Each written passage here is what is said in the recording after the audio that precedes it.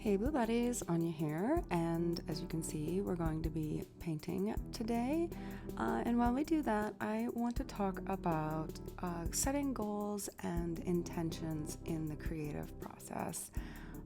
And so this is a doodle that I did for another project a while ago, and I inked it with a Micron fine liner, and then I left it alone for a very long time and just kind of stared at it, and yeah, I don't know. So I had an intention with this once upon a time, and and then I changed my mind but it's still sitting here, so what am I going to do?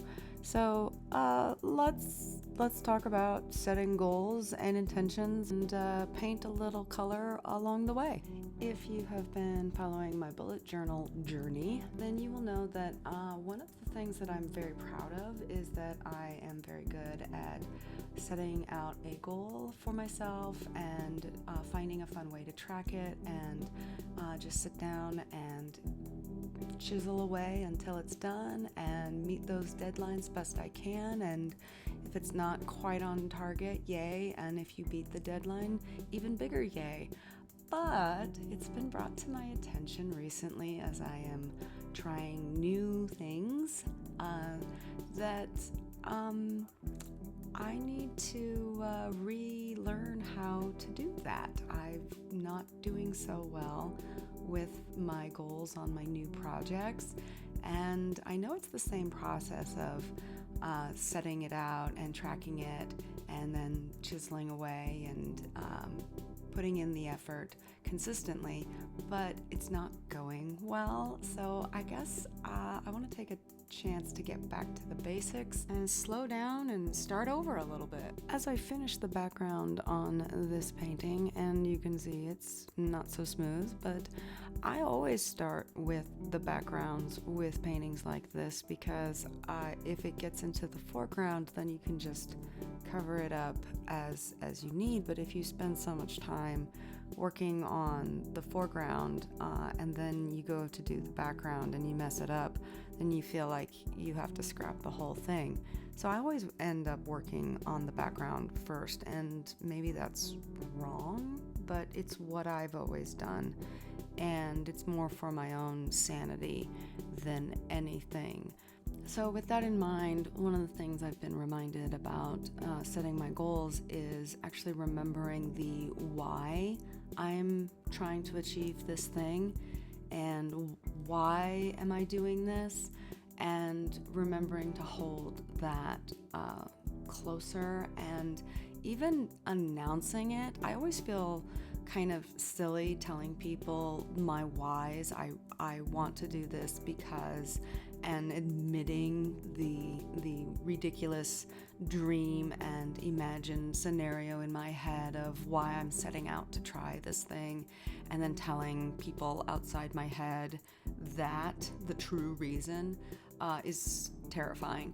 But I think it's important, and I think it's one of the reasons that I'm struggling right now in my achievables, is because I'm not being clear with the why I'm doing it, and because I'm not being clear with people outside of my head, I'm probably not being clear with me inside my head and myself and all the various versions of me wanting to achieve the thing. So I think that is probably the first thing we must overcome, is we must decide why we want to do something, and then we must announce it and tell someone, hopefully someone we trust if they're around, or the internet if no one is around, because that's what the internet is for telling our dark secrets to strangers and finding support. That's what the internet is for.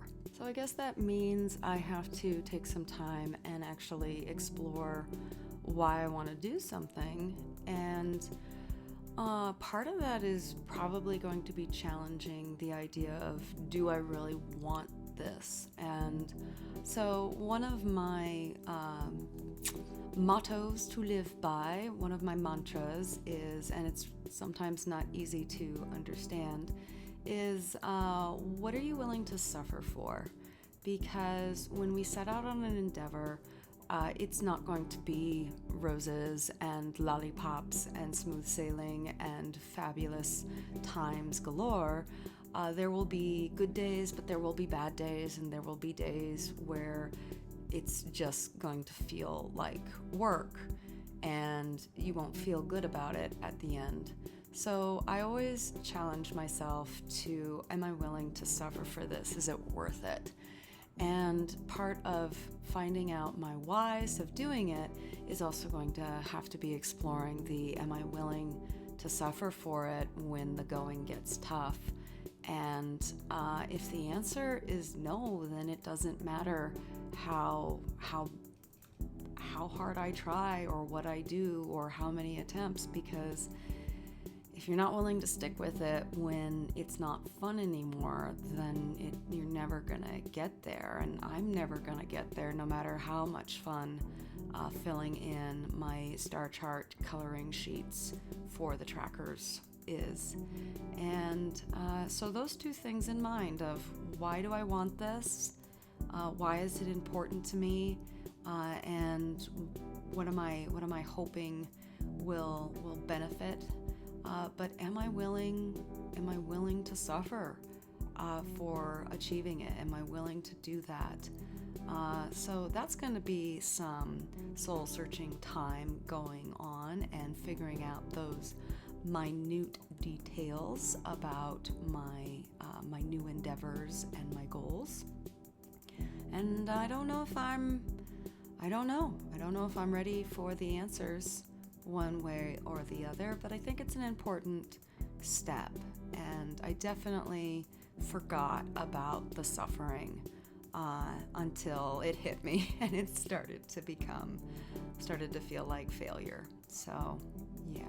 So as I finish up this painting that was a doodle that I honestly was not loving for a very long time, but now that it's got color and details and some shading, I think it's kind of rad. I think it's kind of cute.